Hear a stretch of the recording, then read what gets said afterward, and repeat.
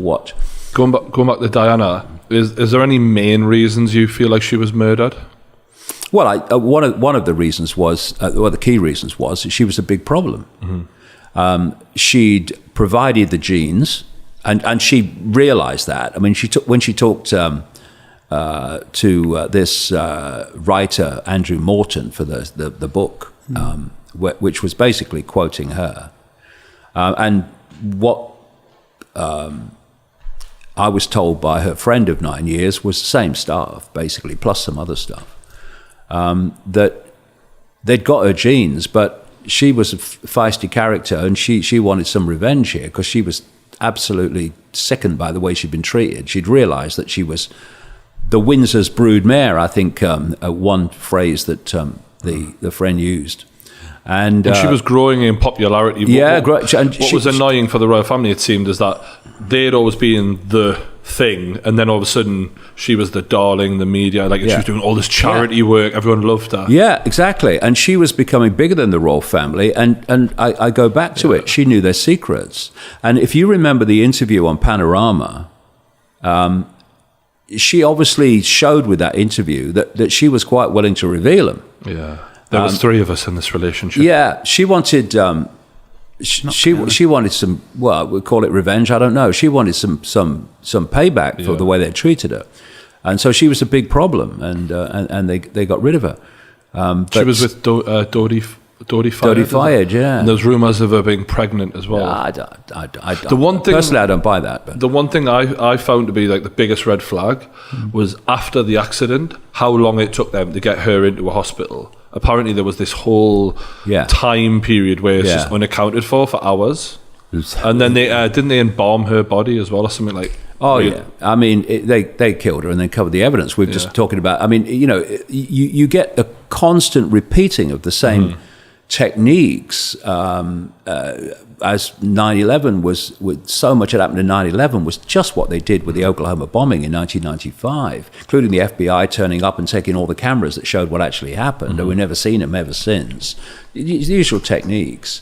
But with Diana, I mean, I went to Paris twice. I wrote about this at length in The Biggest Secret, which came out in 1998, and all the stuff from her friend is in the book, and some of it is seriously far out, but it's turned out to be true. Anyway, I walked the route, and where they were supposed to be going back to was Dodi's flat, which is on the Champs-Élysées here, near the Arc de Triomphe. Lovely. And here's the Ritz Hotel. And what you did, because I walked the route, like I say, twice, you come down from the Ritz Hotel, you go round the Place de la Concorde a little bit, you turn right, and you go up the Champs-Élysées. What her car did that night was come all the way round, missed the turn to the Champs-Élysées, went round and went onto this road, a very fast road, which went through the Pont d'Alma tunnel, which is a very short tunnel, really.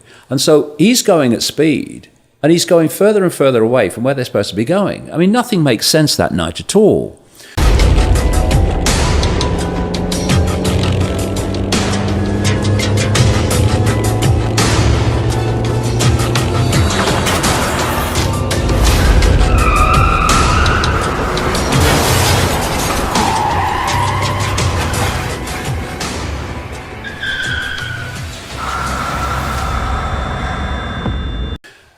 And like you say, and I go into this in the Biggest Secret, the time it took for them to get there was ridiculous for something, if what they say is true, a collapsed chest and internal bleeding needed urgent freaking surgery.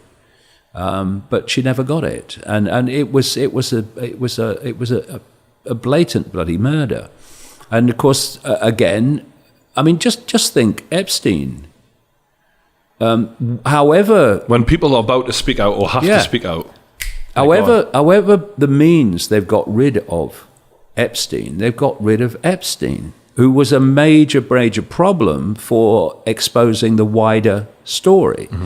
And they got rid of her, who was in danger of exposing the wider story. Another thing, I don't want to mention it earlier, but you know, these people that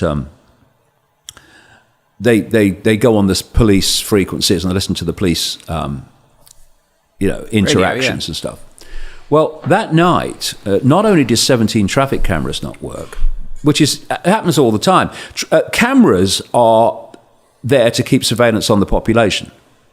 But they're a problem when the cabal does its operations when there's cameras around. That's why the cameras are never working, or they are confiscated, like with 9/11.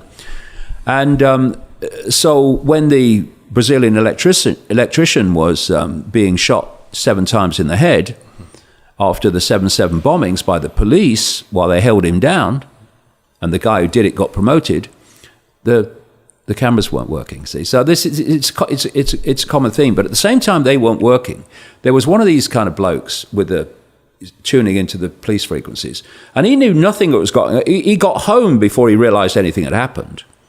But he's sitting on a bench near the Eiffel Tower, which is right across the river from the Pont d'Alma tunnel. And he said the police frequencies went down for half an hour. Nothing, silence. And that was the period that it happened. It's like I've said a few times here. If you look at dots, individual happenings, they look a certain way.